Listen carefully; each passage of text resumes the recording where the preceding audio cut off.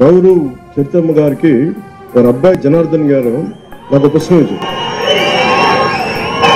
ఇది నేను నాకు చాలా ఇష్టమైన పుస్తకం. ఇది ఆయన ఏంటంటే వన్ స్టార్ రెవల్యూషన్ అంటే గడ్డి పరకతో విప్లవం. ఇది నేను చాలా సంవత్సరాల క్రితం ఎమ్మెల్సీగా ఎన్నికైన మా సోదరులు జనసేన జనరల్ సెక్రటరీ నాగబాబు గారు నాకు చాలా సంవత్సరాల క్రితం కరెక్ట్ చెప్పాలంటే ఇది ఎప్పుడో 99లో కానీ 2000లో కానీ నాకు ఈ పుస్తకం ఇచ్చారు. గడ్డి పరకతో విప్లవం. దీన్ని తెలుగు తర్జుమా చేసిన పుస్తకం, అనువాదం చేసిన పుస్తకం. ఇందులో ఏంటంటే మీకు జీవాన్ని పర్యావరణాన్ని పరిరక్షించడానికి ఖర్చు లేకుండా ఎలాగనేది ముసనోబు ఫుకోకా అని చెప్పి ఒక జపనీస్ శాస్త్రవేత్త రాసిన పుస్తకం, వ్యవసాయ శాస్త్రవేత్త. ఇది నాకు ఆయనకిస్తే అంటే నేను చరితమ్మ గారికి చెప్తా ఉన్నాను, మీ అబ్బాయిని చాలా గొప్పగా పెంచారు, ఈ పుస్తకం చదువుతున్నాడంటే చాలా తప్పన ఉంటే తప్ప ఈ పుస్తకం చదవరు అంటే.